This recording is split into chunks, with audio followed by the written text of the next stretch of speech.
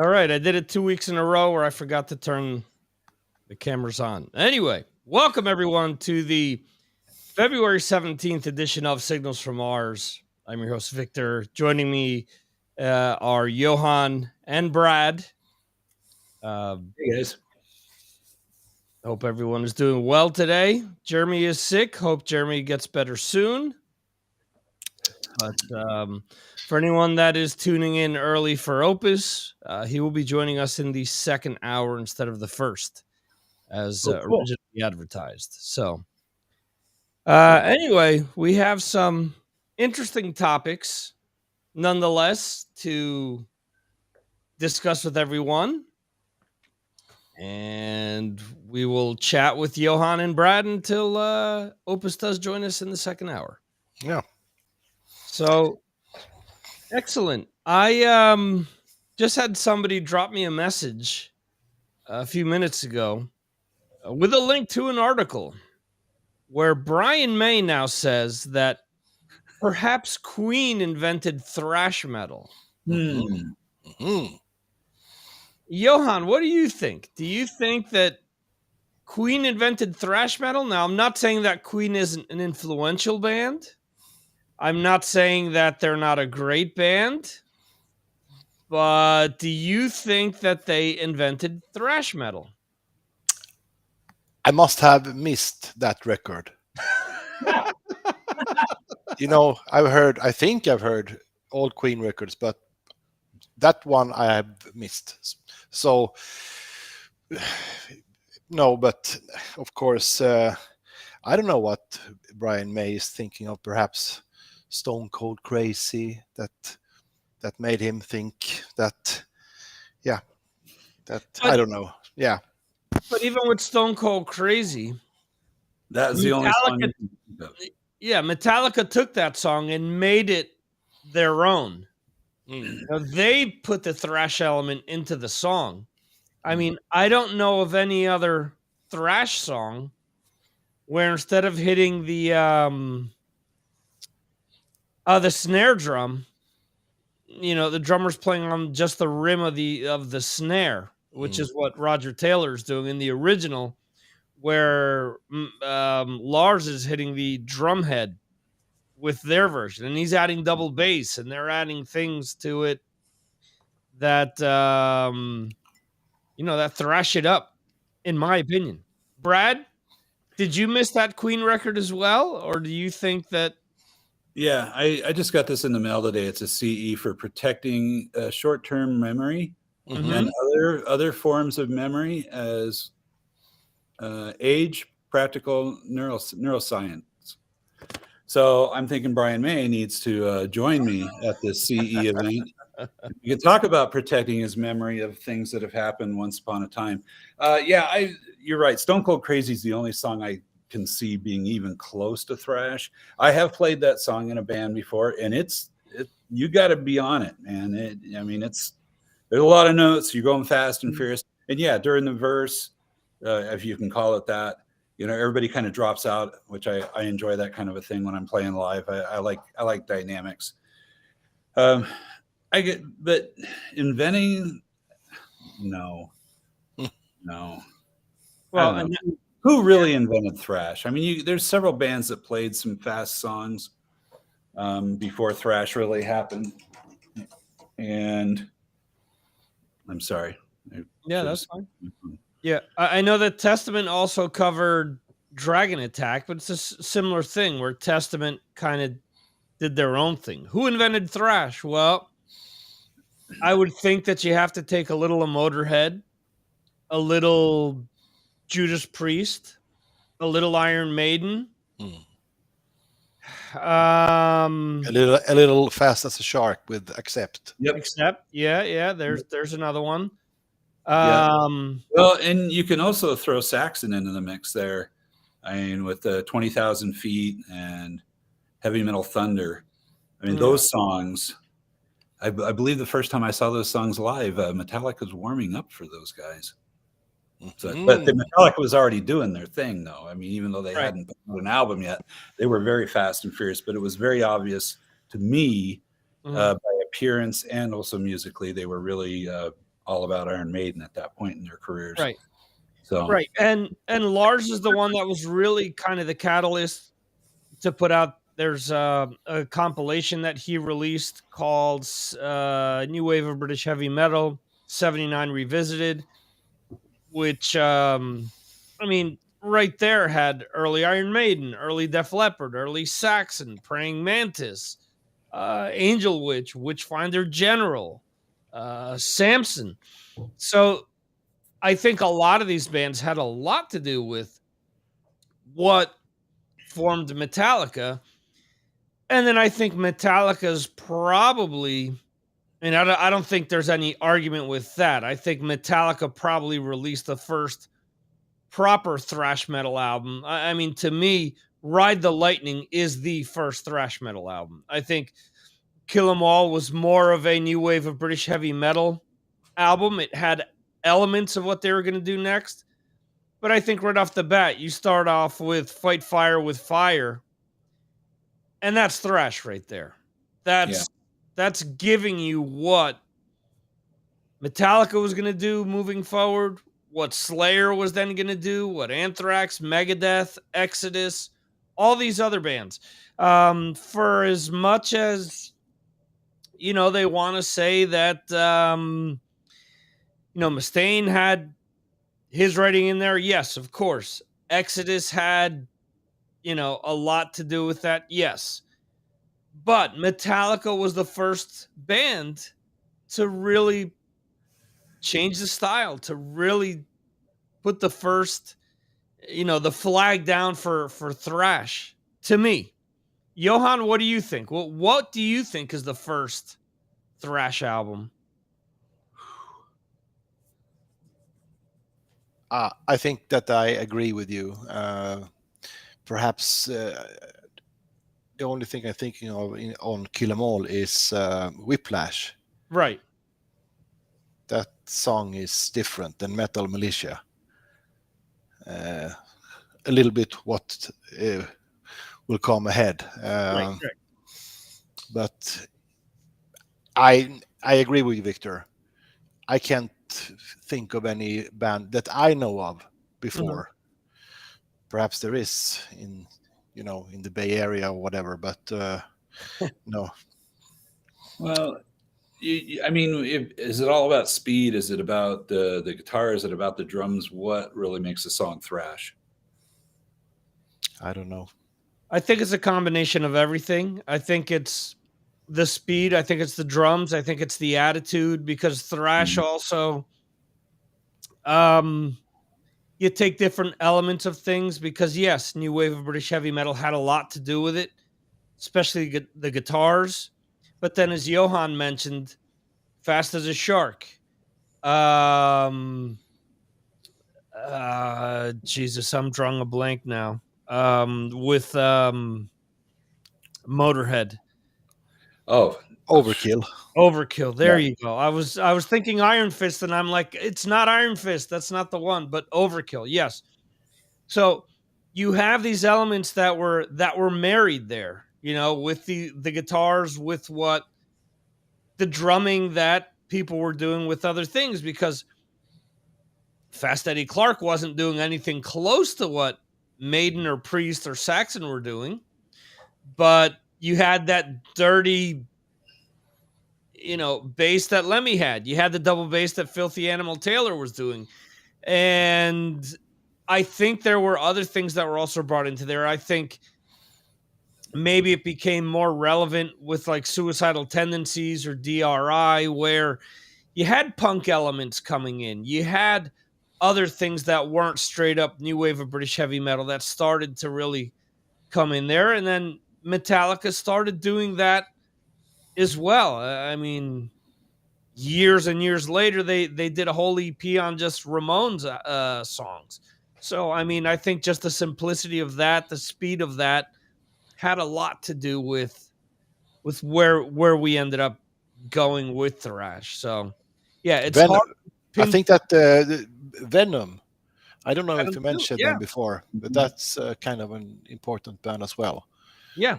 Even though their sound was so dirty and the playing wasn't that well, the attitude.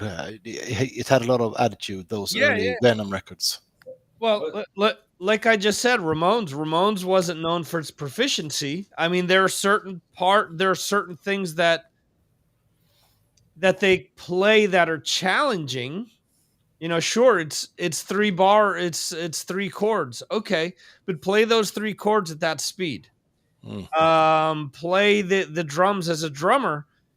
You're playing the hi-hat. They're 64th notes continuously. It's not just hi-hat closed. It's not just one note. It's not 4/4. It's continuous. You're playing you're playing all that, and that's a certain proficiency. I'm not saying that it's, for some people that are playing 200 beats per minute that isn't hard or whatever, but it's a different type of discipline. So, Brad, what were you going to add? I kind of cut you off there. Oh, no, you didn't. No, I was just checking out, when did Venom come out? It looks like they got together in 78, so that's pretty darn early. Yeah. And I don't know what their earliest stuff was like, but I mean, yeah, I don't think you can just say one band. I mean, there was a lot of bands that were doing, I think Motorhead certainly, I mean, even though they're not really thrash, they're playing fast and dirty, and right. I think they definitely had an influence on the whole scene. But I mean, even if you look at new wave of British heavy metal, you look at a band like Thin Lizzy, you look at a band like Wishbone Ash. These are bands with 2 guitars that weren't necessarily metal bands at that point. Sure, Thin Lizzy, when they got John Sykes in the band later on and did Thunder and Lightning, that's more of a metal album than, say, Chinatown or Jailbreak or stuff like that. So much like other waves of music, what comes before you is maybe and influences you maybe isn't as heavy, but the next band to come along kind of makes it a little heavier. And that's why I think now you've got so many extreme metal bands, because you kind of went from the Beatles to Black Sabbath to Deep Purple and Led Zeppelin and, stuff like that. And you kept evolving with a lot of these other bands that, we're talking about. You get a band like Rush. Rush initially started out like Led Zeppelin, but then they were heavily influenced by Yes and King Crimson and stuff like that. So they added something else to what they were doing that no one else, within hard rock or metal was doing. Just think about that. Rush got on the radio and sold big amounts of albums with putting out with doing a lot of prog stuff, but at the same time did radio friendly songs that to this day still get played on the radio. So I think they were probably the first band that were smart enough. We're talking about crossovers. They crossed over, the progginess of some of the bands that I mentioned with other bands that influenced them, like The Who. And the Police. Well, I think all of that kind of comes into play with one another. They all kind of start influencing one another. And I think that's another thing that a lot of people don't realize. The Police came out, almost 10 years later than Rush? Yeah, but you can hear it on Signals, especially. Mm-hmm. But a lot of these bands, whether it's keeping up with what's new or just being flat out influenced by something else that came out later on, I think they're just huge albums and that's a shame. You bring up the Police. So many people think of Synchronicity, and I think Synchronicity is their worst album. I think everything that they did before that was a bigger influence on bands than Synchronicity was. Synchronicity, you take away every breath you take and stuff like that. You think about some of the older albums, they've got deep tracks where they're mixing in so many different styles of music and so many things that the first time you hear the things is just mind blowing, in my opinion. But Yeah, I mean, their first album, we used to cover a song off of that called "Next to You," yeah, which is real. That's a fast song, yeah, very punky. When they did it live, it was super punky. It was awesome, just guitar, bass, drums, wailing, and gee, maybe they created thrash. Well, Anthrax covered them twice. They did No Time This Time, and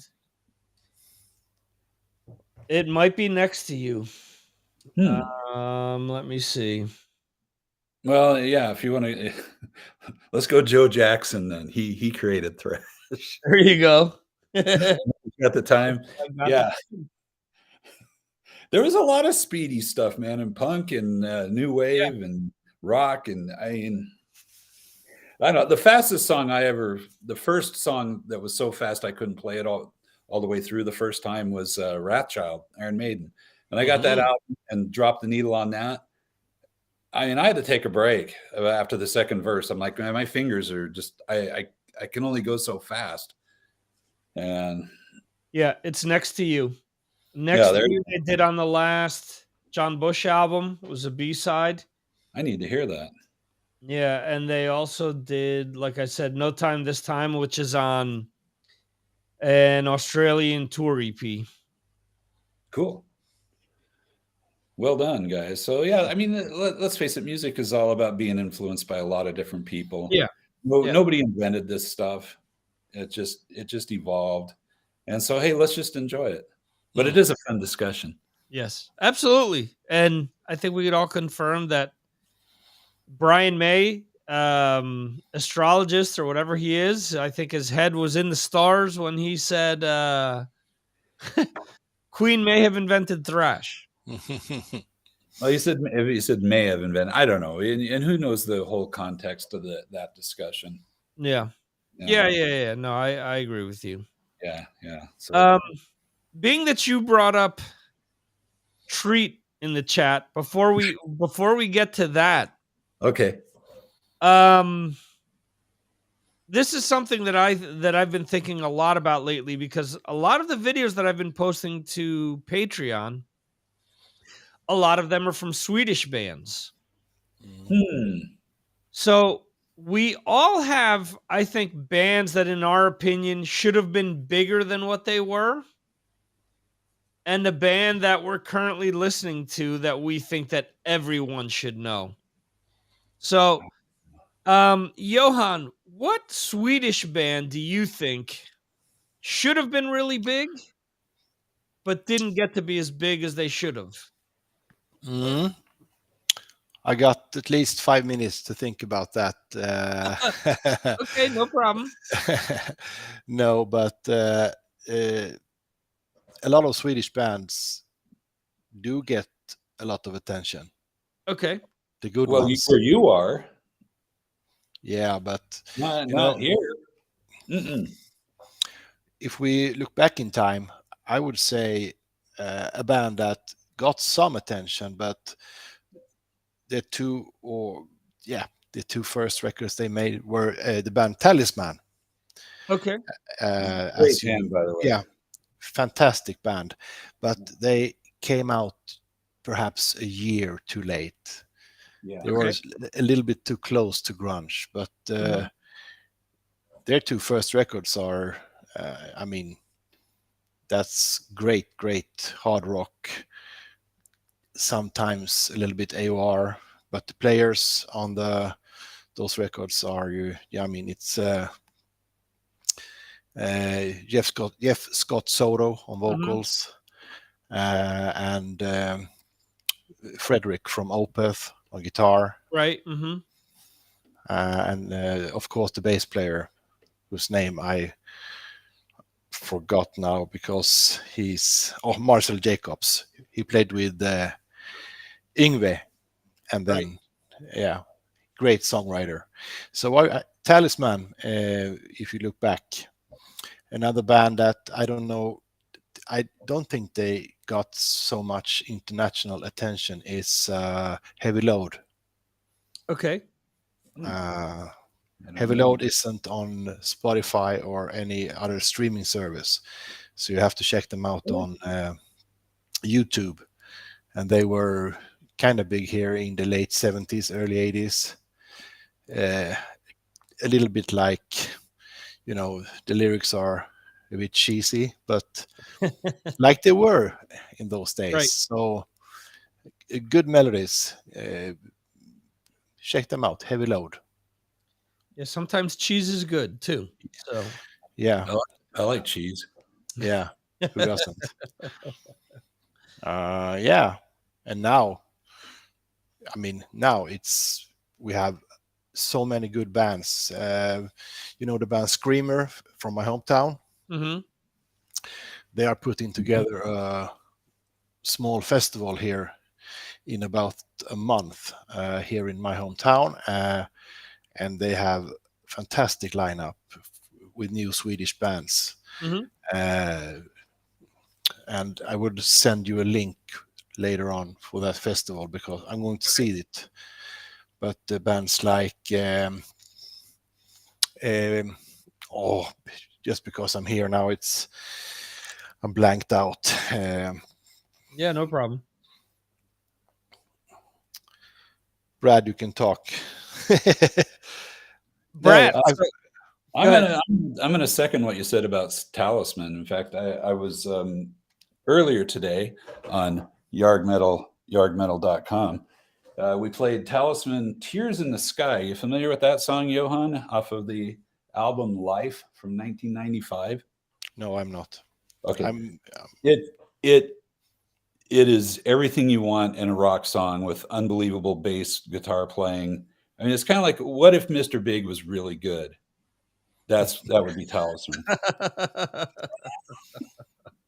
And I'm sorry. I have the hardest time getting into Mr. Big. I listen to their stuff and I'm just like, it's just not really moving me, man.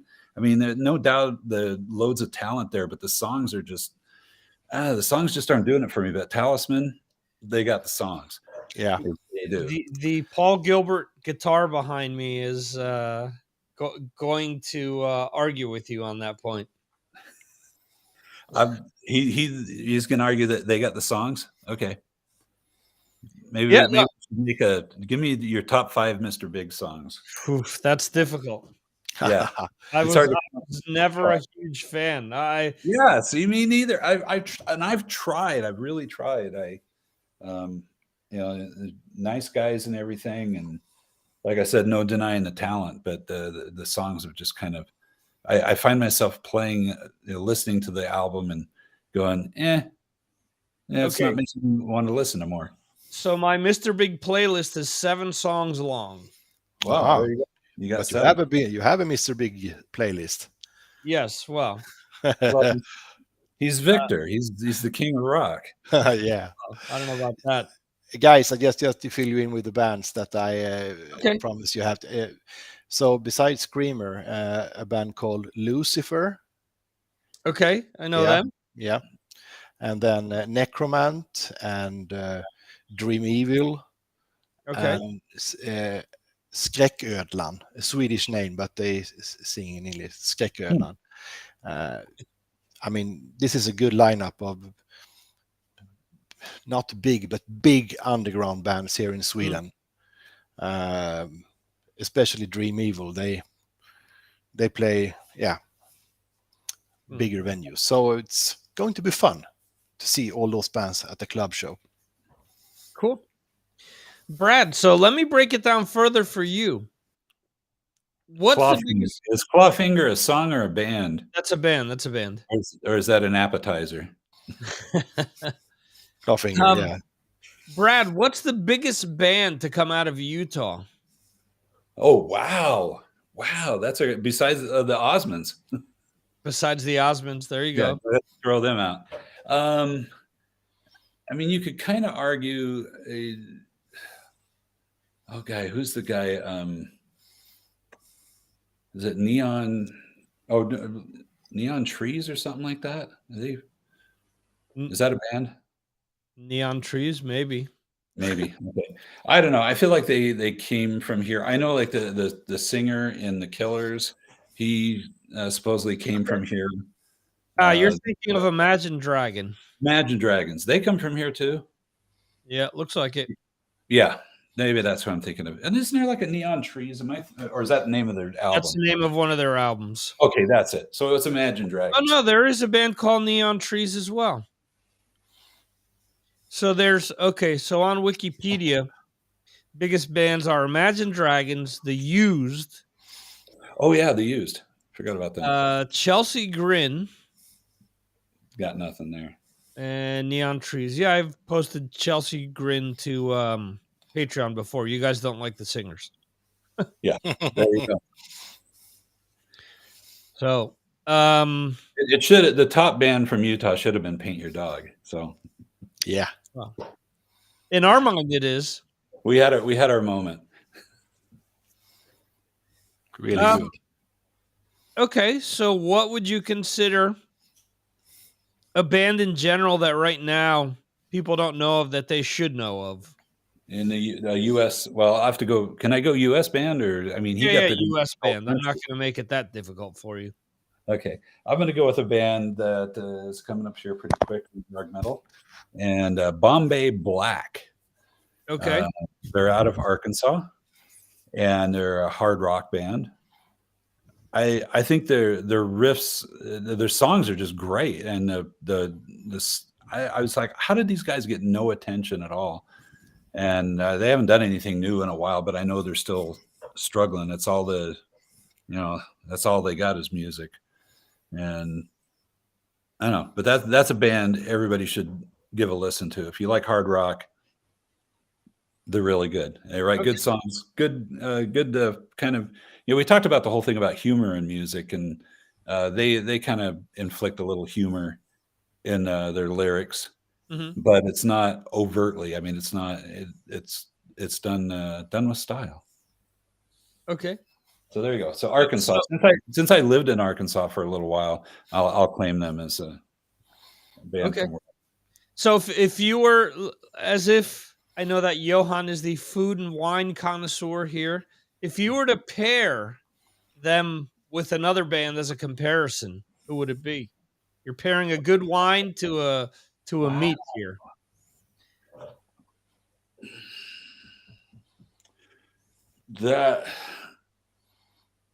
That's a really good question. I think they fit well with a lot of the LA, Sunset Strip kind of metal scene. Okay. So yeah, I think they fit in well with that type of thing, with a southern twinge. I don't know. Yeah. That's everybody's homework assignment. Go listen to them. Let me know what you think. Mm-hmm. So we never did solve the Clawfinger thing, or did we? No, Clawfinger's a band. Oh, it is a band. Okay. Yeah. Yeah, they're from Sweden and Norway. So wait, both places? Yeah. I mean, Clawfinger isn't the secret. They play a big festival still in Germany. They were huge here in Europe in the 94, 93. Rap metal. Rap metal? Yeah. Or crap metal. Okay. Yeah, I agree. yeah, not my thing. Oh, good. Well, that saves me from having to go listen to them then. No, you don't have to. I feel like I always feel that I should do the Victor M. Ruiz evaluation of music. I have to listen to it at least twice before I say it sucks. So no, you may find something there that you enjoy. There you go. That's quote of the day. You might find something there that you enjoy, and yeah, that's why you shouldn't go into stuff with a closed mind. You should listen to things and be like, hey, what is this? Which, by the way, I pulled out. I've been kind of getting my new music in order here because I've had some time to actually spend on that. Mm-hmm. And I ran across a band that I'm sure I found out about through Victor's Patreon page, which if you're not a member and you like music, you should definitely join. Even if you don't like music, you should join. $2 a month, get you in the door. You get to hang out with us. It's not a bad thing. But anyway, this band, I believe I thought it was just letters, SAHG, but I think that's actually the name of the band is SOG, Right. or something like that. Okay, is that what it is? Is that how you pronounce it? I honestly don't know, I don't know. but I know So, the band you're talking about. so anyway, I was like, what? I need to. This is in my pile of new music, and I thought, well, I'm going to put it on as I'm walking today, and I'm like, holy crap, this is really good. This is actually pretty. It's real instruments being played. It's pretty simple guitar, bass, and drums. Good vocals, and the songs are good. And I'm like, I need to find out more about these guys. Turns out they're from Norway. Mm-hmm. So Bergen, Norway, where I'm going to be there in May. So maybe I'll have to look these guys up, see if any of them are around. Yeah, and they had an album that came out last year. That's actually pretty good. And they've been around for a little while. I think they've got 6 albums, something like that. But I got to dig more into them. So there you go. That was my new discovery today, was SOG from Norway. And thanks to Victor for planting that seed. I mean, I can make a whole long list of bands that because of Victor, I found out about. See that? Yep. Yeah. So I've never been to Bergen, Norway, but I've been in Bergen County, New Jersey, plenty of times. There's probably some bands from there. Okay, so it's your turn, Victor. Victor, there are plenty of bands. Okay, band that you think should have been bigger. Yeah, I mentioned them in Patreon a few weeks ago. There's a band out of Philadelphia called Silver Tide. Okay, their first album is really, really good. It's hard rock at the most. It's got a few southern rock elements to it as well. I actually play one of their songs on Yard Metal, believe it or not. It's called Ain't Coming Home. Ain't Coming Home. Great song. Yeah, it is a great song. That's back from 2004. Yes. So I guess I need to get into more of their music. I think they should have been huge, and they never ended up getting there. And now, as I'm saying this, there's another band that I want to mention.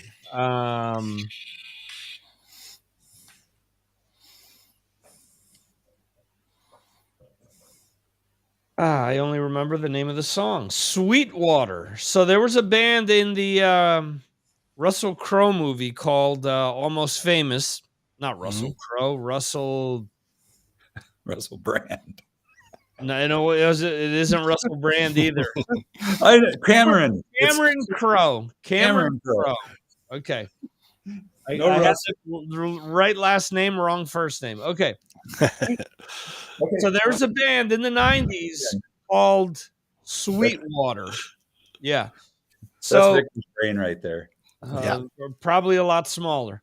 So Sweetwater was a band that came out in the middle of grunge, I would say, but they weren't your typical grunge band because they had big anthemic choruses.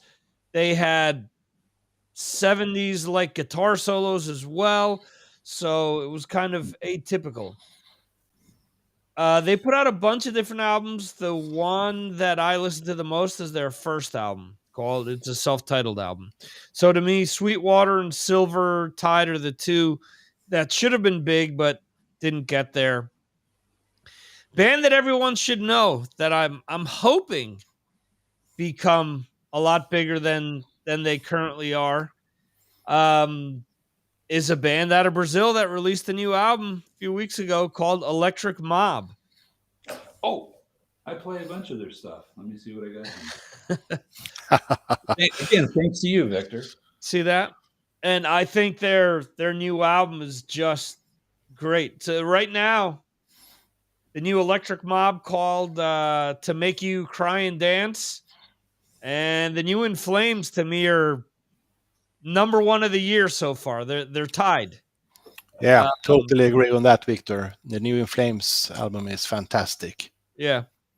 Listen to it all the time. Like I said, this is the album I think anyone that was remotely a fan of them back in the day when they were a good band, this is the album everyone's been waiting for. So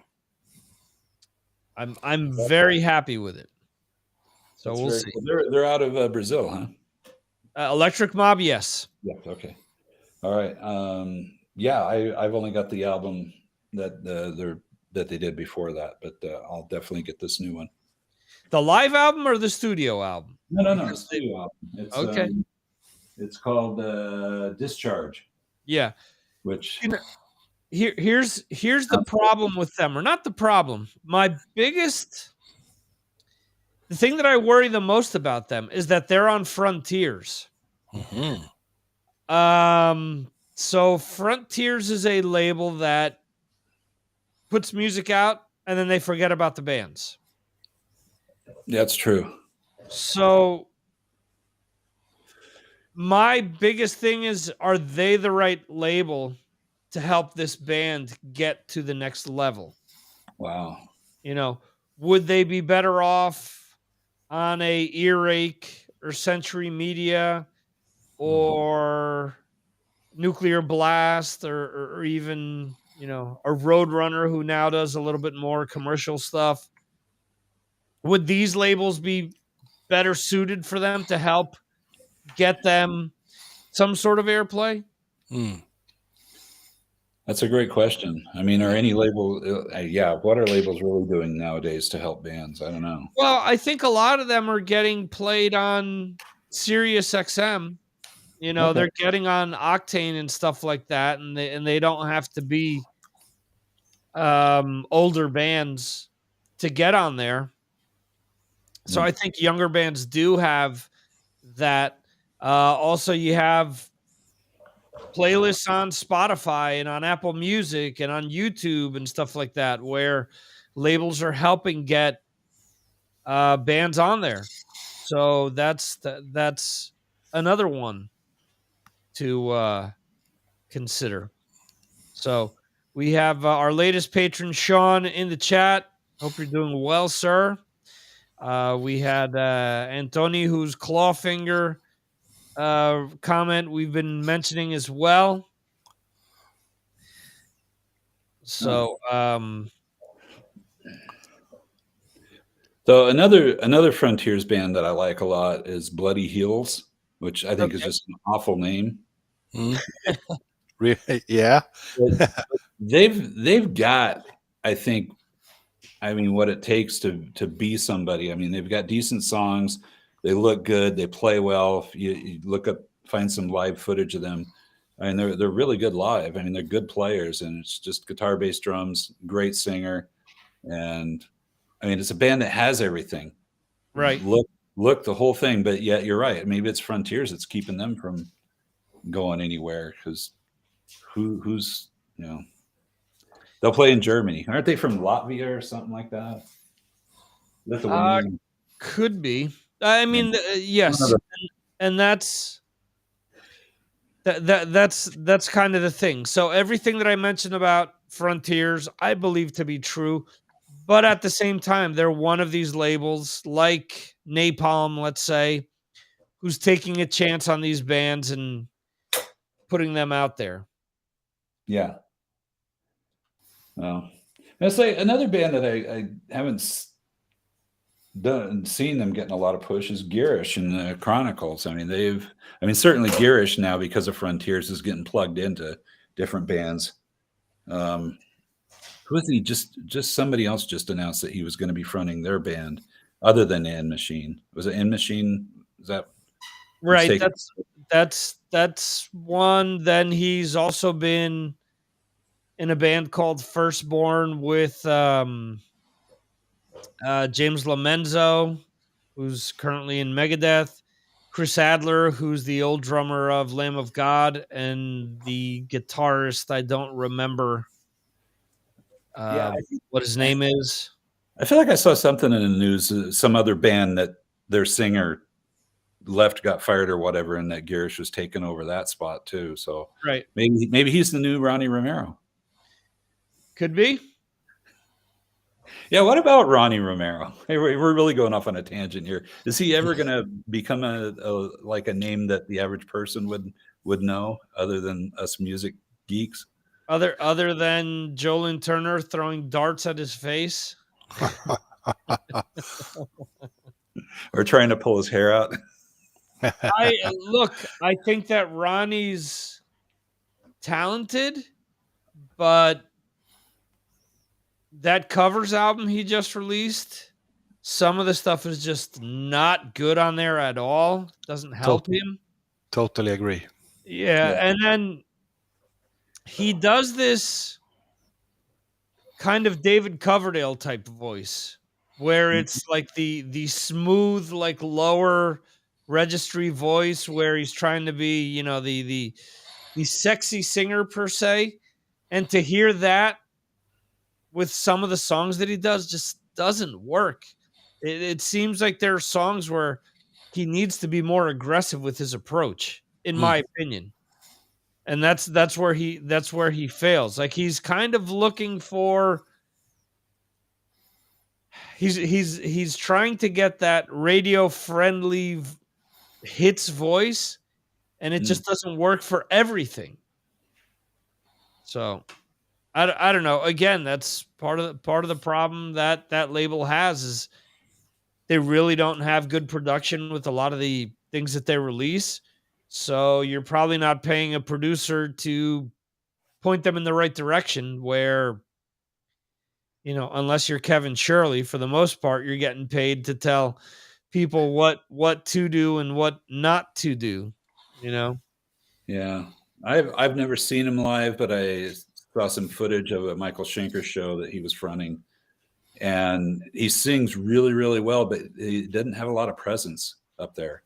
Right. You know, just kind of, I'm like, it's one thing to be able to sing, but I guess it's two different things, being a front man and then also being a good vocalist. And to put those two together, I don't know you could teach somebody to be a good front man. I don't know. I think you just kind of have to have it. I don't know. Look at Motley Crue now that they have John 5. You had and it's funny because when I was seeing him move around, I'm thinking, oh shit, they're gonna start to bump into one another. And forgetting that Mick used to move all the time until he started getting really, really sick. So yeah, I mean that makes a complete difference. Then again, you have the extreme with Yannick Gers, who is doing his ballet shit up there with Maiden. So sometimes too much movement is also not good. Well, he kind of stays. I think they got him taped off in that corner. Right. Like you cannot come out of this box. I've seen the show I saw them do on the Book of Stools tour. But he was Bruce was up on the riser and came over to him and started screwing with him. It was pretty funny. He started poking him with stuff, and Yannick had no idea what was going on. But you could tell. I think the guys look at him and he makes them laugh. So it's kind of like, that's why he's in the band. We just look at him and it's like, okay, he makes me laugh too. It's like that's a guy having fun. They'll get him, but I mean, I can't tell you one of his solos that's memorable. Or it's like, wow, that was, you know. I think it's the opposite. I think it's you check out some of the live DVDs and you see him play one of the older solos, and you're like, no, they've got the guy who originally did that solo on stage. Let him do it. Yeah. You know, he'll do like 2 minutes to midnight, and it's just a sloppy, fast solo. It's like, this kind of doesn't do it for me. Yeah, I the first time I saw him was when Bruce did his solo tour, right, for Tattooed Millionaire, and he was just bonkers back then, and just beating the guitar with the cable and jumping around, and he had a really thin, you know, he plays a Fender, and he just didn't have a real good heavy rock sound. And was kind of silly. So guess things haven't changed much. Well, he seems like a nice guy. He did come from Ian Gillan's band. Is Yannick, he's not British, is he? He's from Wales, I believe. So technically, yes. Welsh. No, he's Welsh. Really? He's Welsh. Okay. Yannick Gez? That sounds like Dutch or something, doesn't it? Yeah, but What do I know? there is such a thing as migration, Brad. Are you sure? No, he's from England. Okay. All right. He's from Hartlepool, England. And I'm sure that Jeremy, whenever he gets a chance to listen to this, will correct me on the way that I just pronounced the name of that town. So Yeah, we need our Brit correspondent here. Our UK correspondent. Well, I guess we got two. Well, wait, Sean's here. Sean, help us out with the pronunciation. Hartlepool? Hartlepool? Hartlepool. Hartlepool? Hartlepool, I guess. No, Hartlepool. Hartlepool? Hartlepool? Yes. Somebody, it was in there somewhere. There you Brilliant. go. Sean, you need to jump in here and join us. Same with Anthony. Anthony needs to get in with the show. Let's see with the 1984 episode. I hope so. You guys need to be here. That's next week, isn't it? Yes. So far, what has been harder to choose? Albums from 84 or 83 for you guys? 84. 84. Yeah? Yes. I'm really struggling. The hardest year. So many number ones. It was easy to pick out. This is my list. You can't read it, of course, but it was easy to pick out 10 songs out of the. These are just the albums that I thought were really good in 1984. There's I don't know how many. Probably more than about 25. It was easy to pick 10 out of them to choose from to order, but then when it comes down to saying which one's number one, there's like 5 number ones here. Yeah, I think it's going to be the harder thing. Will be to figure out who number 2 will be. Yeah, it's not going to be Animalize. I'm not. I won't give it away, but several people have voted for Animalize. good album. Okay. Yeah, I don't think Animalize is as bad as. Wait, Sean, you can still join in. He's got what, a week, 5 days to make Victor's job easy. You can surely do this in 5 days. Well, Victor will send you all the information, or I will. Yeah. Well, it's easy, Sean. All you have to do is send me a message. We usually talk via Patreon. Send me your top 10 albums for 1984. Ordered. And a song per album.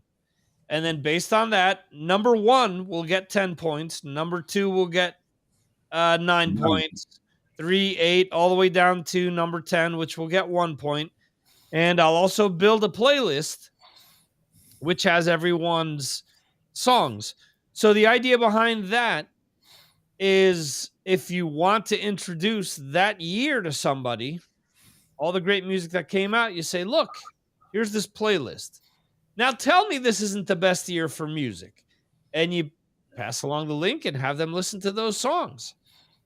So that's the idea, to turn people on to songs maybe they haven't heard before, or albums, or to revisit stuff that you haven't listened to in a really long time. Yeah, there's so many on my list that aren't real hard rock or rock albums either, that are more in the new wave kind of category. But my top 10 is going to be pretty rock and stuff. But yeah, I'll just have to mention a couple here. In Excess, The Swing. Okay. What a great album. Wang Chung, Points on the Curve. I love that album as well. Okay. Talk, It's My Life. That's a great album. First song I ever heard when I had the old portable Discman. It was one of the newer ones where I could play MP3 CDs. Nice. So when I arrived here a little over 19 years ago, first song that came on my Discman when I hit play was It's My Life but it's the No Doubt version. Oh. Talk version. So I will always remember that. Yeah, For 1984, Johan, number one, Grace Under Pressure, you think? It should be number 1, 2, or 3. Otherwise, I will be, just so everyone knows. Why is that not even on my list? What?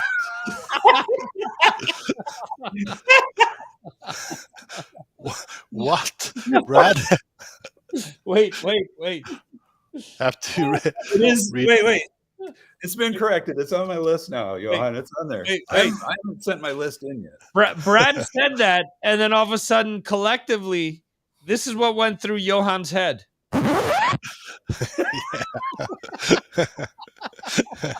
The needle just went across the entire album. By the way, that's a great sound effect, Victor. Hang on to that one. That's that's here. That's fantastic.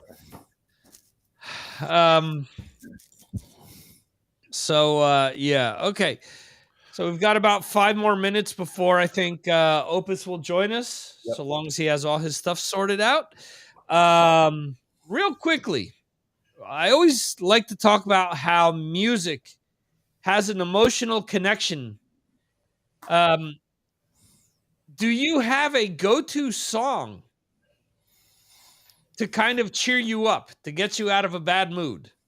Wow.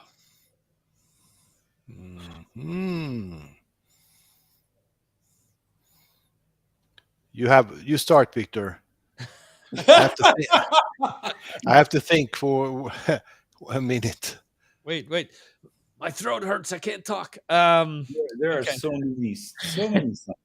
For me, honestly, I mean, it's funny because a lot of people talk about how certain metal bands or artists have very uplifting lyrics, kind of, hey, we can get them, you need to believe in yourself.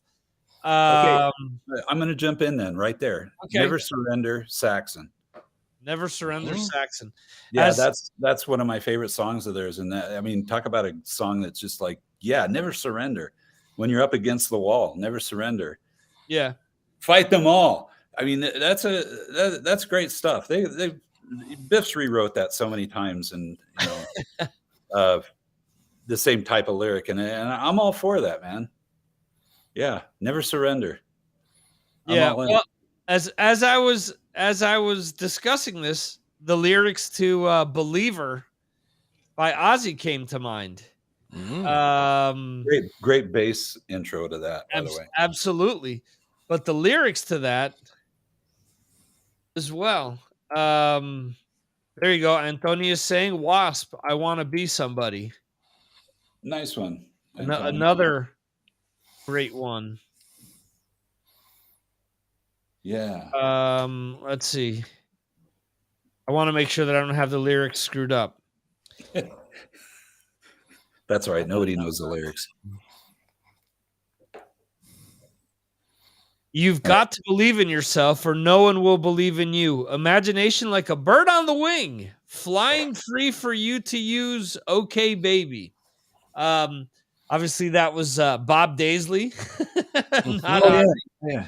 But the other one too. It's one of the reasons why favorite album, favorite song, Kiss's "Creatures of the Night." I don't know. There's one part of the song there that I remember the first time I heard it, like, caught my imagination. Paul Stanley says, "Remember when the clock strikes 12, the losers always win." So it always made me feel, hey, even if things are going bad, you can turn this around and you can come out ahead. So that to me has always been an uplifting lyric. You need to treat yourself like number one. It ain't a crime to be good to yourself. Okay there, Mr. Lick It Up. Lick it up.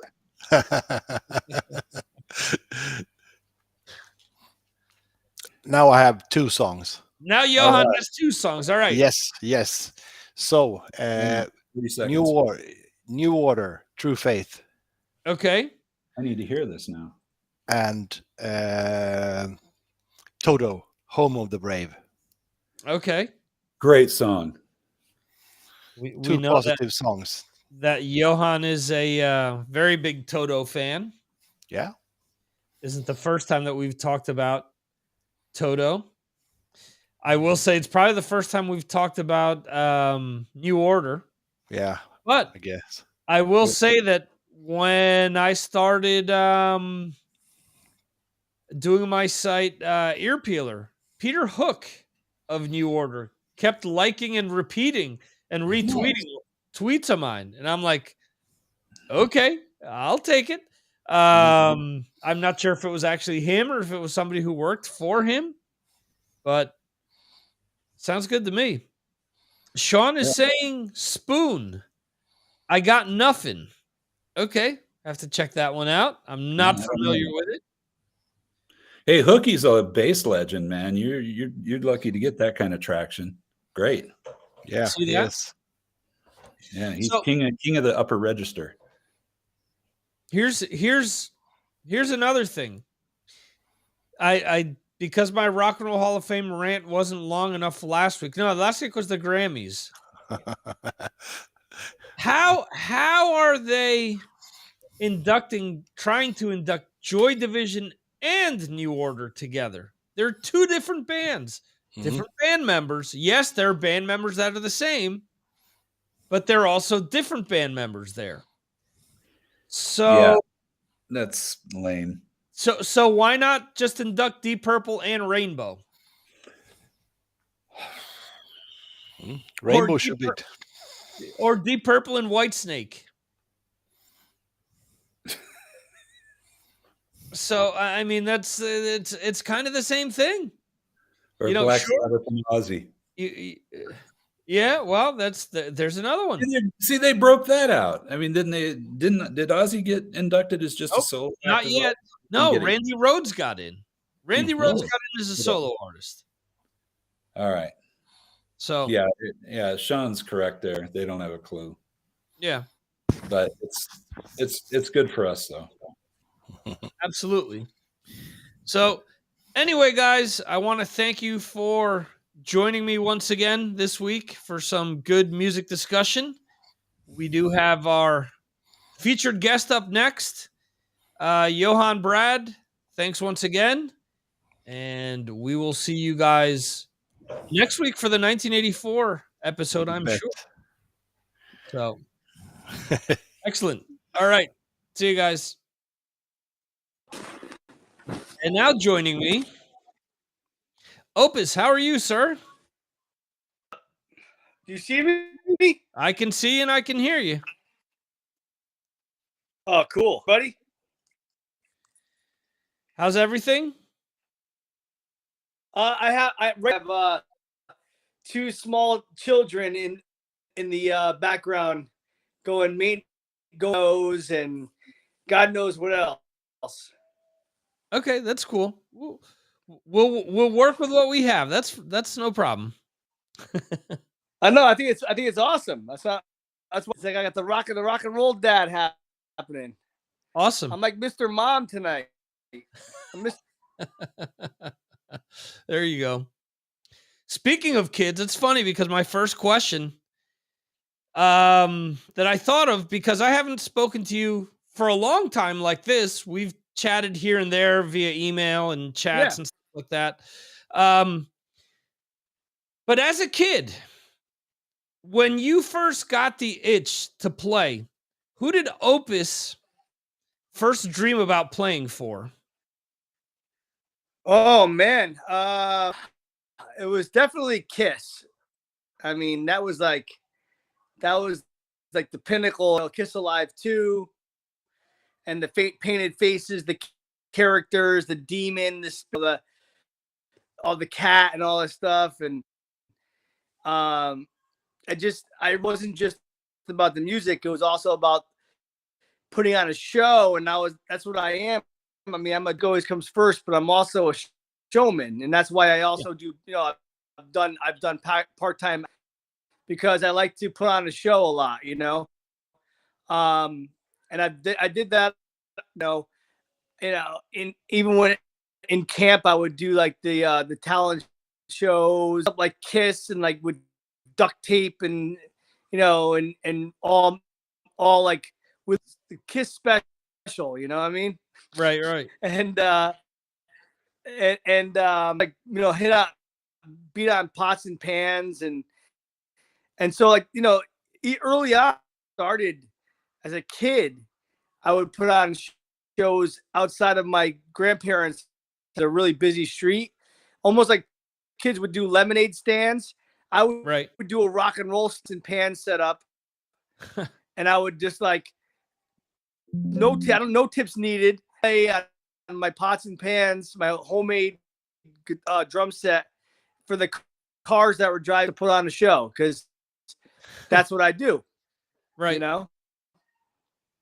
Oh, that's Kiss. That's really cool. I think first, and then definitely Oz. That's why I'm still in I play in a Black Sabbath tribute band to this day. Right. They're the beginning. As far as I'm concerned, Ozzy's the godfather of heavy metal.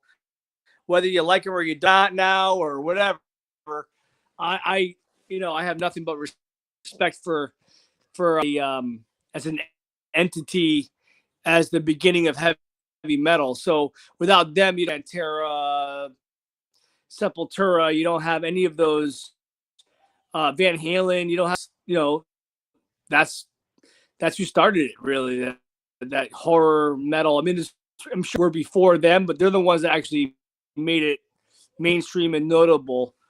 Right. So they definitely were a huge influence on me to want to do what I do. And honestly, early Motley Crue, like Shout at the Devil, was a huge influence. I actually became a better drummer by playing along to and Tommy Lee, because it's very straightforward, but it had like little nuances and dynamics that kill. Powerhouse, I played along to that, and 1, 2, 3, 4, and they had the cymbal cuts that Yeah. So like were the songs that I taught myself how to play drums to, and Sweet Leaf, and and Detroit Rock City and stuff like that. So maybe it's showing my age. That's really, and then I started learning. Then I found out about Bonham, and Vinnie Paul, and Dave Lombardo is a huge influence on me. I mean, that's like his birthday, Dave Lombardo, one of the best drummers of all times. So, and then I found the Police. It's a whole nother animal. It's a whole different ball game. It's a whole techniques from that. That's from listening to him. Like the drumming is one thing, but finesse of the cymbals and stuff. Yeah. Stewart, and he's the man. Yeah, absolutely. So. Cool. Okay. You recently released an autobiography, Break When I'm Dead. Obviously, that's a reference to you hardly playing in any bands or not. Yeah. Yeah. I mean, it's actually, it's funny. It's not any real blue collar working course. It's like almost like the same idea as Dead by Wednesday. Like if you're by the middle of the week, you're dead by Wednesday, and that's right. It's kind of how the whole title came. When I'm dead, it's saying like, listen, I'll get my break. I'll get a break. Yeah, I'm dead. I'm not gonna be. I'm gonna keep doing this until it's over. And actually, I didn't. What's funny and ironic about the whole situation is, years back, we did a metal band, did an original or guest vocalist album, which is very. It's like Dead by Wednesday had a album written and recorded, issues at the time with substance abuse, and so we let him go, and a negative to a positive. And what we did is we called upon a bunch of our friends from the guys that we toured with or opened up for, or just might have known that we're also wanted to pitch in with the idea and effort, and we created this album about addiction, people that were like that we were accessible and for us to have, and they were amazing. I mean, people that stepped up to the plate were John Fates Warning and Rob Dukes that would play with Exodus for years, a great friend of mine now because we've done a couple tours together. And then Shadows Fall, who sang on it. So we wrote and recorded all the music, and then we had all these guests. And one of the songs ended up being co-written by Eric Etzem, who is a dear friend of mine. I love that guy. I met him when I was 15, opening up here in New Haven. We're in the snowstorm to like 50 people that we brought. He helped me, him in the band at the time helped me put my gear away. Jason Newsted was there. I think it was right after he left from Metallica, and it was like their first album after he.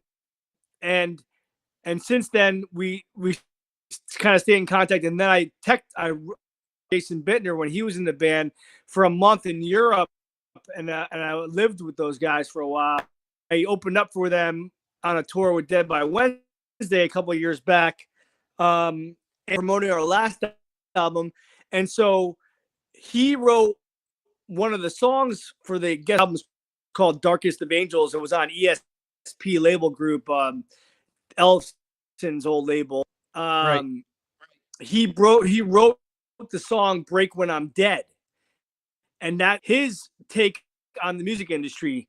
And I loved it. And when it was time to name the book other option, I mean, there's because of what it's about, the book, and of what he's singing about, I would toss around a bunch of different ideas, like drumming through there was another one.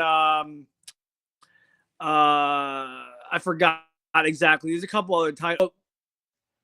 I think my ghostwriter, who I give all the credit to for the book, because he did an amazing job, voice and the stories, but he made it sound like me without it being overly, or you have to have a literature degree to read it, and not to the point where it sounds like a drunk dummy. So it was done well. And so when it was time to name the book, my ghostwriter, who he's done like Chuck Mosley's book from Faith No More, the former singer, you guys worked with Scout Media, the publisher that he's friends with, worked with Dog Fashion Disc autobiographies, but he did all that stuff. And then when it was time, we did Break When I'm Dead, suggested it, and I was like, this is perfect because it's a Dead by Wednesday song, and it means a lot. Book is about. And so we just used Eric A.K.'s song title for the book title, which is like so many like ties in with each other, which is really cool. And the book isn't one that writes an autobiography, thinks it's like, like they're interesting. It's like a lot of them are very ego based, and right. And although I have a healthy ego about per se that, it's more about the trials and before of a real touring working class blue, has to hustle to make a living in this industry, because the days of like being in one, making enough earnings to survive are gone. So like bands like Led Zeppelin, like that, you had that one band, that was your career, and you can make a living. Now, many hats, I have to do so many different things within the entertainment industry, just quality living, you know what I mean? And it's sad unless you a pop star, handpicked at age 14 and ripped off your whole life.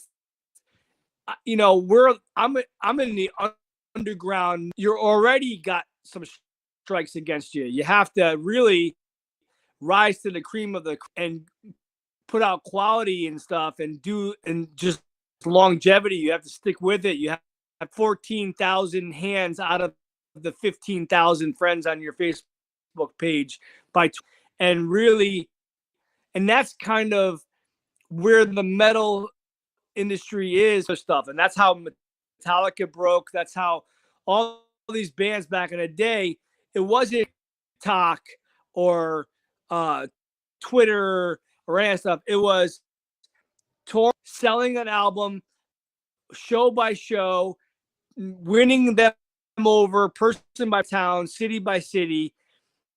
And then you have a loyal fan base, which I've been doing for decades now. So now we're breaking over to Europe for the first time in April, and just a building block process, and that's kind of happening for me. So yeah, but the book is really cool, and it has some interesting in there, obviously, because there is some pretty unique family surprised upon reading, and then some funny stories from on the road. A bunch of rock stars are in it. David Ellison did an interview for me, which is really good. An interview for me. Brian Fair did a little interview. Eric AK did a little interview in it, talking about me and in jest and also positive, light as well. So it's not just an autobiography, do's and don'ts of the record industry, and kind of like give some insight to do it, the younger audience that might want to try doing it, of what it really takes to mean. And it still had my roller coaster of a career. It's not all roses, it's definitely a tough life. It's you really, really, really want to do it. There's no in between. It's like Yoda.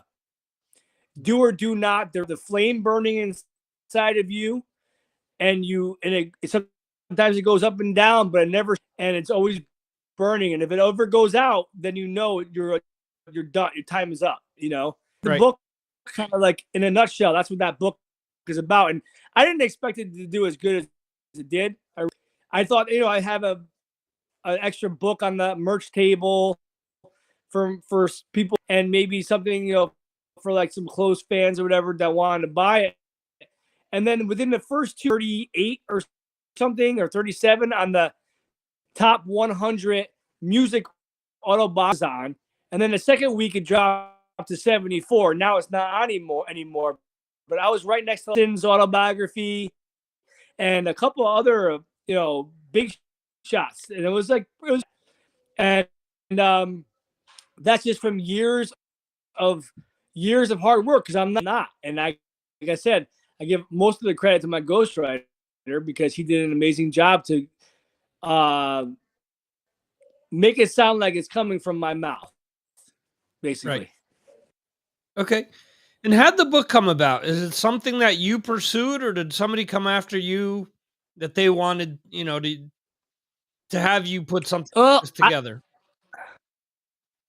Watching others a lot, and I learned from my mistakes a lot. Really had anyone holding my hand and telling me how to do it, what to do, help others in that fashion when I can. Watch my peers, and I watch the people that are successful around me. And when I was with the ex-bass player of Megadeth, David Ellison, for 5 years, he playing with him, released 2 books and did really well. Decided it with single music releases, and it would just constant. Now he's always in the headlines, so unfortunately, but it should be for now. It's starting to actually get back to normal with the Kings of Thrash, and I'm proud of him. But for 5 years, I watched what he did. He's still one of the most successful and eager beavers, even at his age. Go nonstop, just work, always creating product. And the more product you have to offer that's quality, the better off in all ways. So people might want to know more. Did it for the book for my son too. So, he was great. He's 9 now. He just turned 9. And one day he's going to have almost like a whole history lesson on his father that he could always look back on for the legacy of what I attempted to accomplish in life, and why I did it, and so on and so forth. Inspiration behind it, and then I realized that it's a cool thing as a musician, and you never know what could happen. You never know what could take off. What a video, a TV show that turns into a role on another TV show. You never know. So I'd host trivia when I'm home from on the road. Mm-hmm. I run a little indie record label called Maiden right now. We have some amazing artists coming out this year. I do, and it's just you have to have your hands in different things up against the wall and see what sticks as possible. Otherwise, I don't know why people are doing it. Like, I'm not doing it for any other reason, but for the music, make a little money. Cool. I'm not trying to pick up chicks anymore. I'm not doing that. I haven't drank in 5 years. So I really, the inspiration is the music, the people that appreciate, pleasing the people that appreciate the music. So first and foremost, for myself, then the music along with myself, and then the people that enjoy the music that I'm doing, and something that I'm trying to build. And that's really the top 3. So. Okay. Dead by Wednesday is actually going to be playing the resurrected version of the Milwaukee Metal Fest. The lineup so far looks ridiculous with all the. It's ridiculous. Yeah. How big of a deal is that for you guys to play on this new edition of the Milwaukee Metal Fest? Well, we're all, and it actually runs bigger than just Dead by Wednesday. I am Mind Snap Music, the independent record label, is one of the main sponsors for the event. Okay. That's right next to Media Records, and I can't be happier about that. And that was because of Jamie, who's is a big part of the whole resurrection of the Milwaukee. I've known for many years, and he's from Connecticut, which I'm from. And he said to me, like, I need a third-party marketing agency and help me get bands and do the proper things that you need to do to festival. And so we ended up talking and working out a deal, and we're on it. And Dead by Wednesday's on it, and Mind Snap Music is a sponsor. I can't be happier about the whole thing because it's just a really big deal. But I love being a part of the business end of things where they know that I'm bringing some quality and worth to the festival. It's not just a free run. I'm busting butt to help promote and get the word out and do things properly, because that one hand washes the other. It's been a lost concept in this business. Something, do it 110%. And I feel like people know. So when it's time to find like marketing companies and people that usually, not all the time, a lot of times with people that know me, asking if I'm available, and if I can do it, and it's worthwhile for all to get involved. And I love to be a sponsor because the label also bands that we're putting out this year are killer. So this is a good look for us. So I really appreciate it that they offered and asked us to be involved, and too at the same time, and all the bands that I'm working with.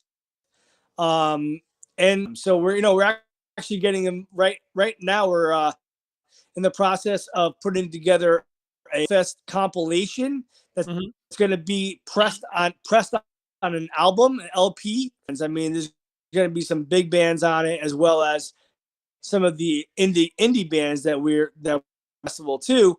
And it's going to be a CD pressing and an album pressing. It's going to be a bunch of different podcasts, including Joss's podcast. It's probably going to get, I don't know about where and when, but I know that they're definitely getting some radio for the compilation.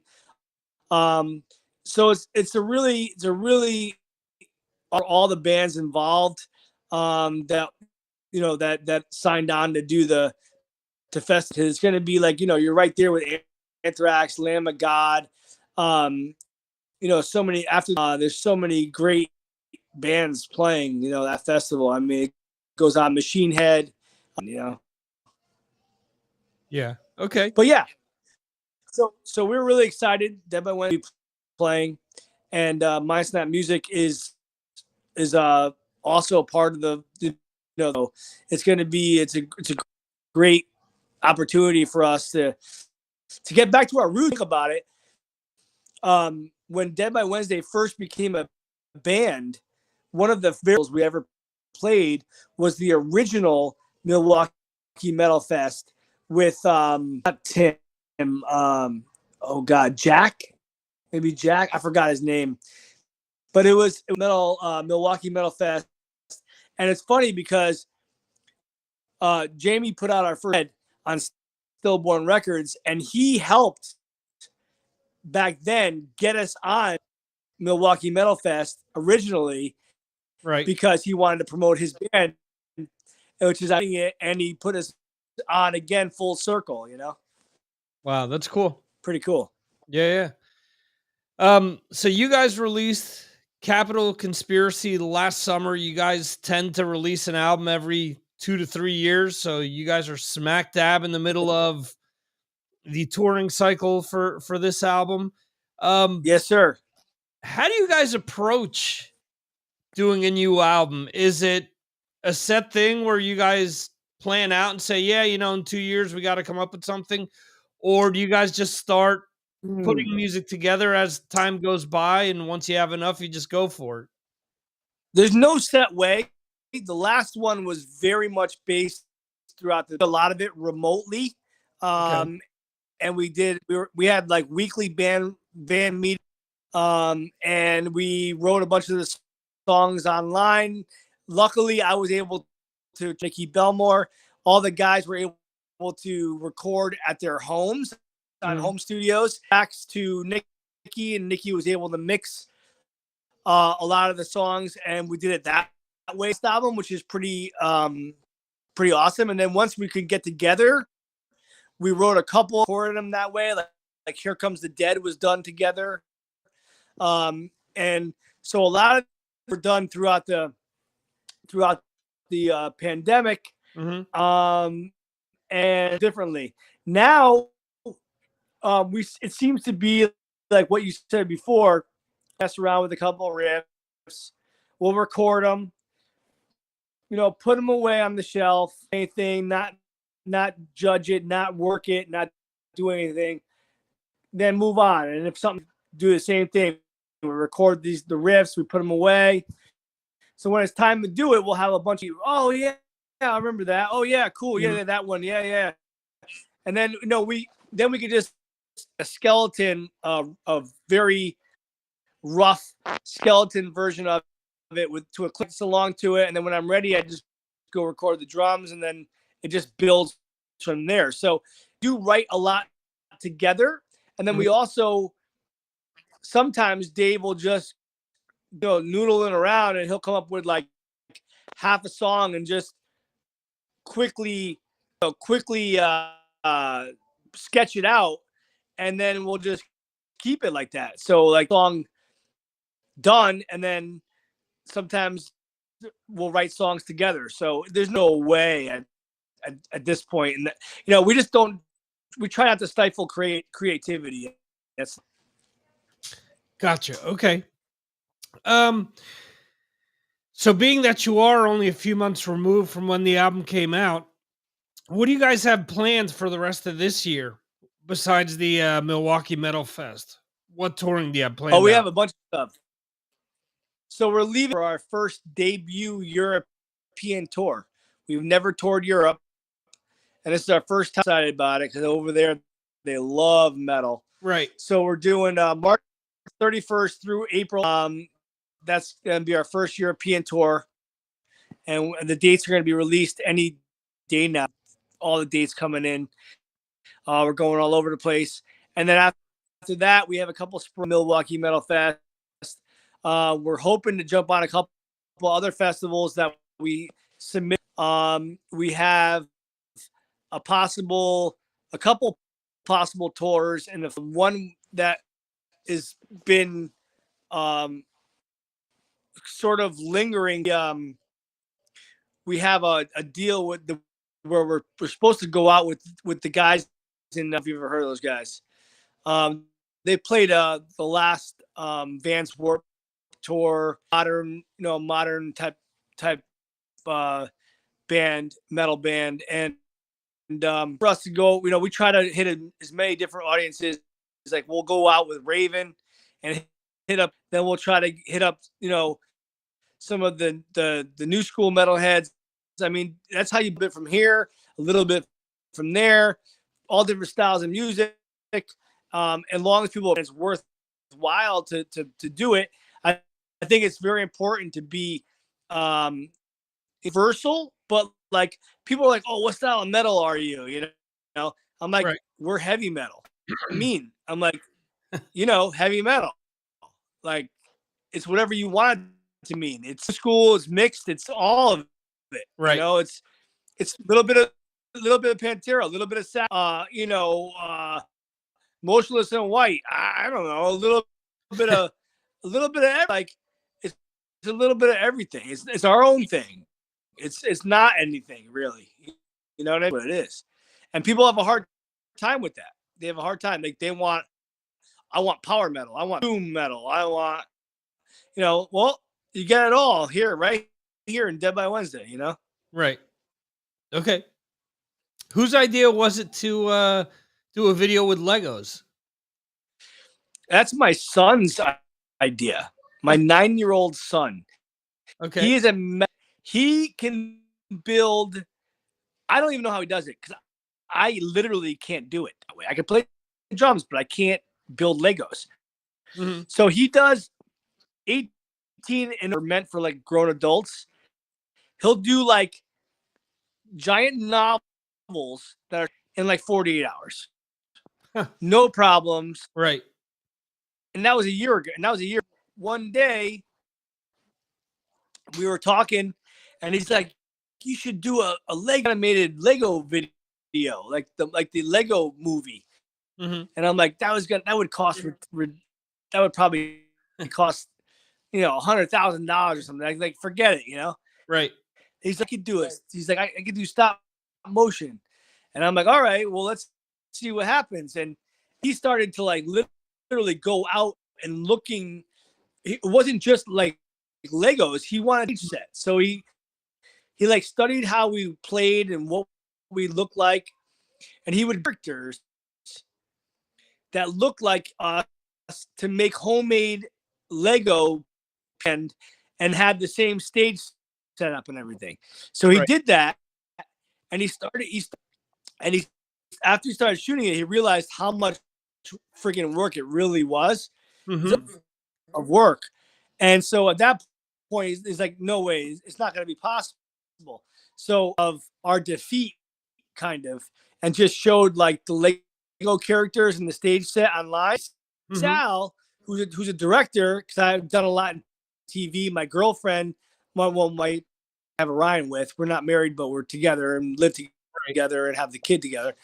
Many years, and a buddy of our mutual friend of ours, this guy Sal, who would direct. Man, that's a great original idea that he has.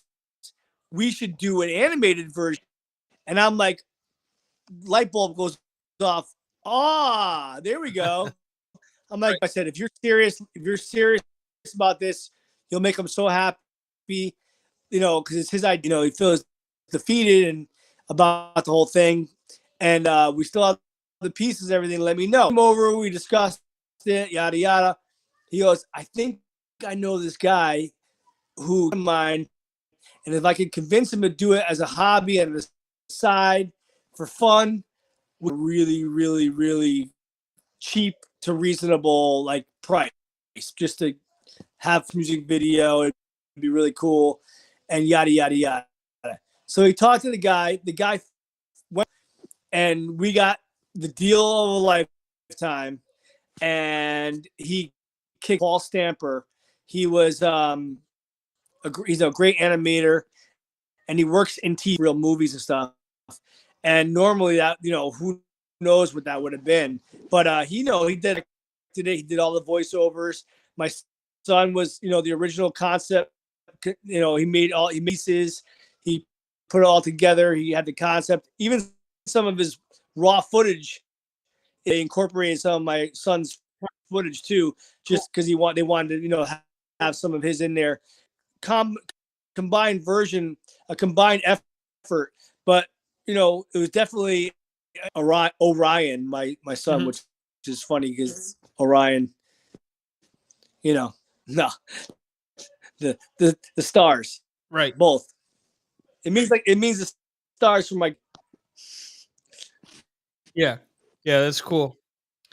Other thing I wanted to ask you about, being that you play in a Sabbath tribute band, I've played off and on in a Misfits tribute band for some time. I often hear people complain that tribute bands are becoming too much of a thing, and they're getting all the good shows. For someone who is coming from that side of things, which I don't believe to be true, but what would you say to them to make them change their mind? I don't have to say, I wouldn't say anything to make them change their mind. It's really, none of it's relative. If do your own thing, right? Work, take all that jealousy, that negativity, and put it into positive things to help better yourself in your career. And I think, it's all, without those bands, there would be no, without Black Sabbath, there'd be none of these other bands. So, right. You can't get that anymore. It would be nice to pass that over to a different generation, that is to honor them by trying to do it justice, and like the albums, and give it as much. We're not so worried about the looks, but that's just because he's the singer. I mean, we also kind of try to resemble, but we don't go out of our way to put wigs on and dress up and all that stuff. We want to make us a good tribute band should worry more about the music and less about the look, although some of them is, especially singers and so on and so forth, or certain bands like Kiss, Kiss Fits, you want to, you got to do some dress up or whatever. But what I'm saying is that it's important to keep spreading the legacy of these bands anymore that you can't see anymore, like Queen, Black Sabbath, Pink Floyd. That's kind of important. I think they need to be heard. Tribute thing goes, I mean, listen, I mean, I'm on both sides of it. So hate all they want, but I have a thriving original band. I've played with big rock stars. But I also, let me look like a tribute to himself. You're right. Right. Thrash is like a tribute, really, but it's his era. It's his music too.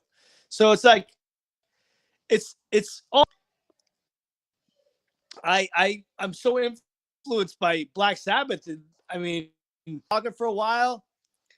I played with David. Most of our material was old Megadeth. You know, the difference between a cover band and a tribute band. Cover bands do all different stuff. They go on the weekends, they drink. Tribute bands, I mean, dude, I made a career.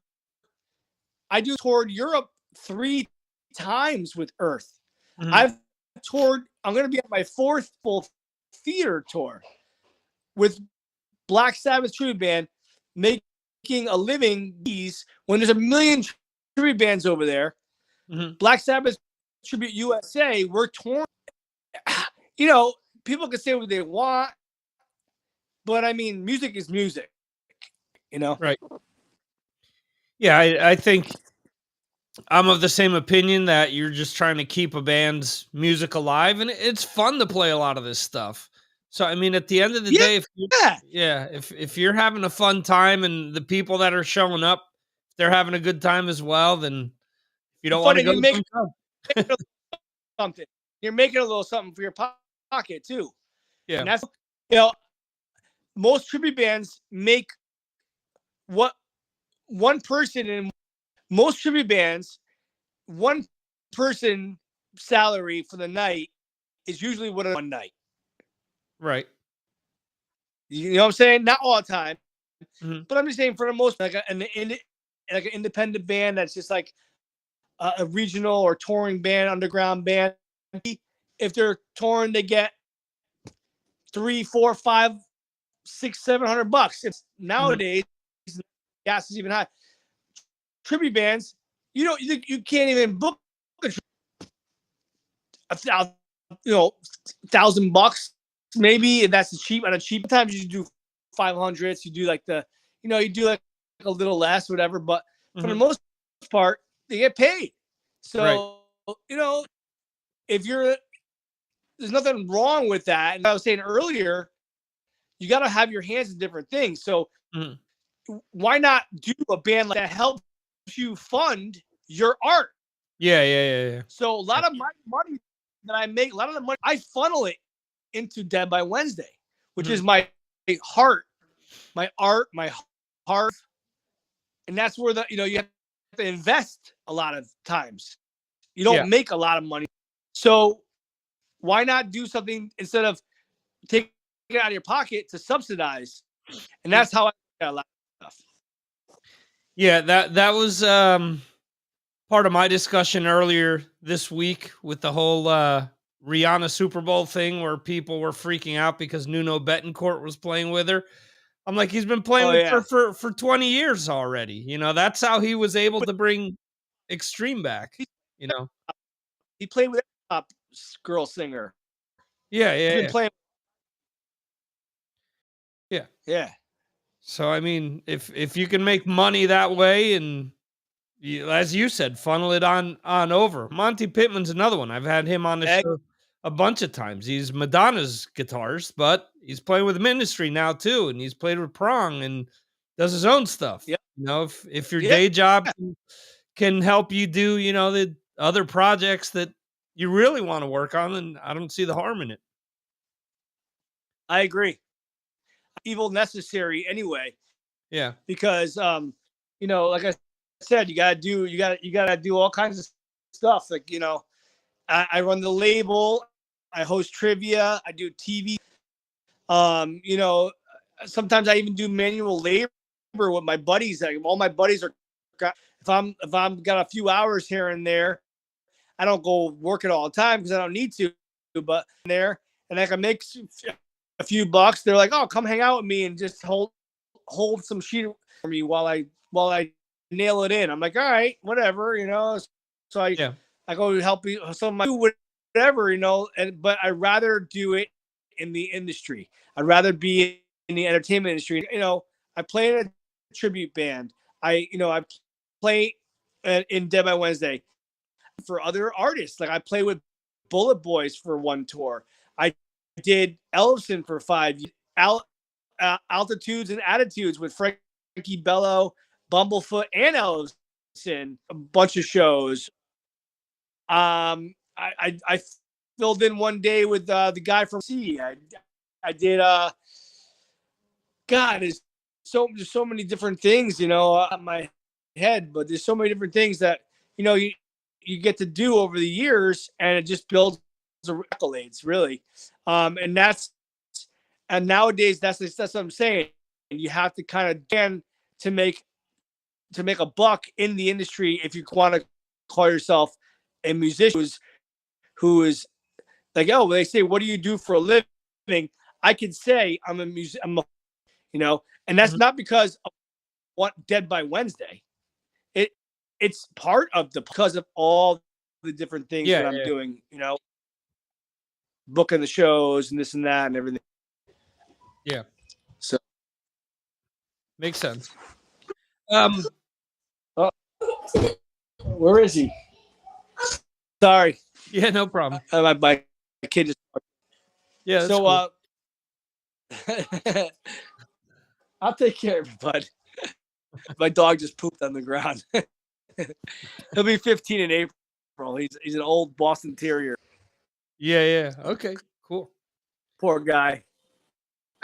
We love him. His name's Rocco. Oh, cool. So it's a rock star going to clean some dog poop. Floor. There you go. Hey, you gotta do what you gotta do, right? Gotta do what you gotta do. Gotta clean the poop. Yeah. So where should people go to pick up either Break When I'm Dead or Capital Conspiracy and make sure that the most amount of money gets back into your pocket? Okay, well,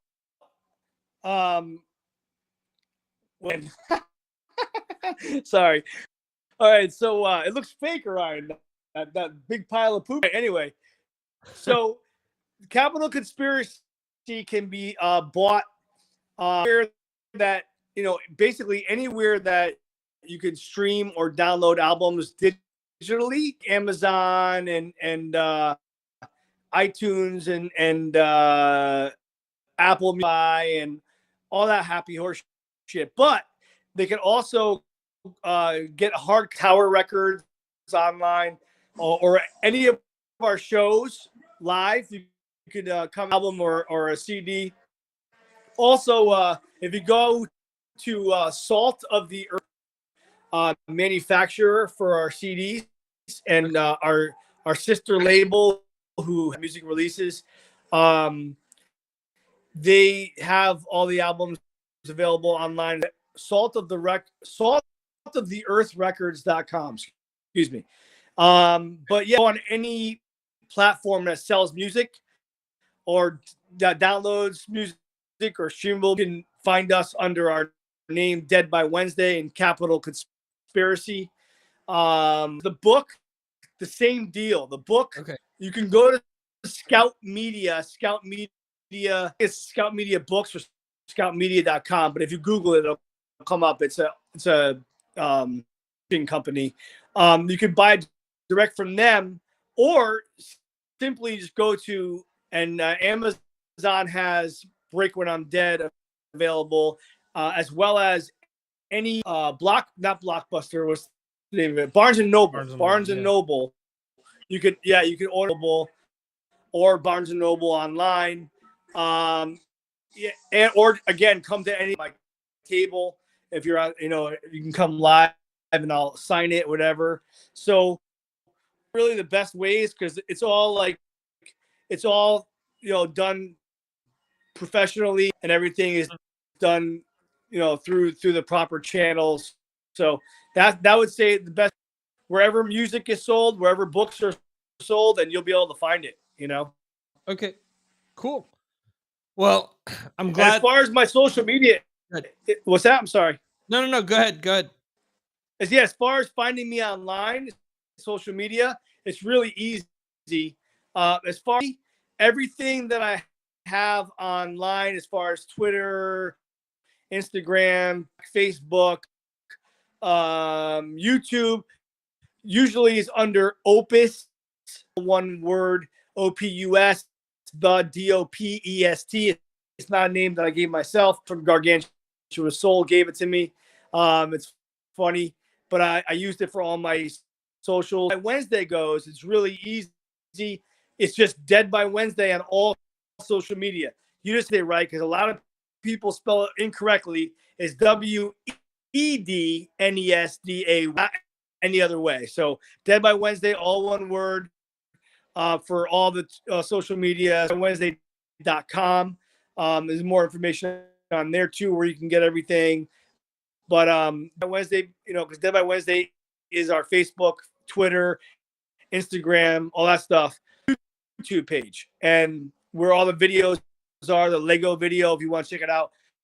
That's the only thing that's .com/DBW TV. So DBW, the DBW TV, all one word, and that's how you can get to that.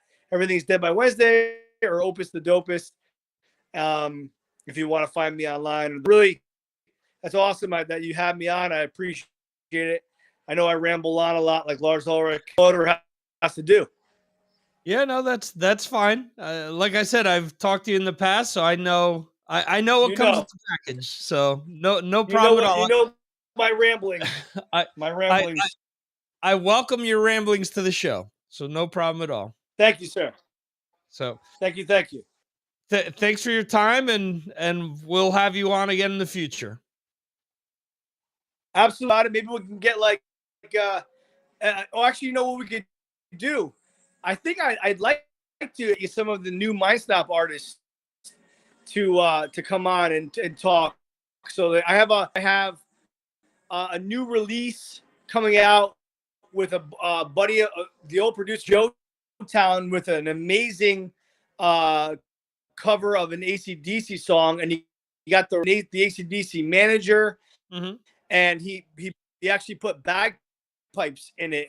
So those guys are coming out March 1st, and then March 17th I have an amazing player, Joey Concepcion, his solo album.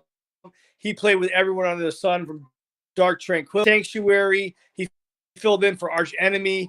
He played with Dead by Wednesday, and now he has a March 17th, St. Patty's Day, and do something. And then ESP's coming out in April, and that's a project, and they're playing the Milwaukee Metal Fest as well. And they're one of the Mindstop bands that are, and that I helped get on the festival. And that's Tim Ripper's old project that he did some songs with them on. My former singer from Gargantua Soul in the 90s took over, and now he started this project ESP with Chris on a band, and it's killer. It's like almost like Painkiller style era with a little more power, maybe some modern Disturbed kind of vibe, but not really, more old school. It's pretty different, and I enjoy it. And some of the songs were co-written with Tim, and then Vinny Appice is drummer is on one of the songs. Okay. Digital Soldier coming out on my Snap, and they're playing the festival. So maybe I can have them on. I have a bunch of people on a label that I can throw your way. It would be awesome. Yeah. To get them to do some. Yeah, sounds cool to me. Just send me the info. All right, bud. I'm gonna go now. I'm gonna take my boy to the movies after I clean poop. Awesome, man. Thanks again for your time. Rock and roll lifestyle, man. This is the way to do it. Yeah. All right, dude. Take it easy. Have a good night. All right, Thank you. Yeah. Peace. Cool. So that was my interview with Opus from Dead by Wednesday. Hope you guys enjoyed that. Thank you guys for checking out the show. Thank you for watching this live or checking out the replay. Want to thank Johan and Brad for being on the first hour. Sean and Tony, and actually Brad, who jumped in the chat later on. Thank you guys once again for all your support. My throat is shredded to hell, so I'm going to be bouncing. I thank you once again for being here, and we'll see you next time right here on Signals from Mars. See you, folks.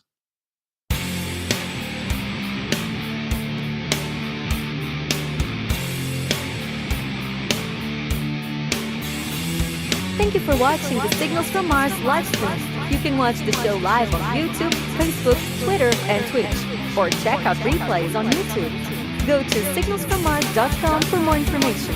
This concludes our show.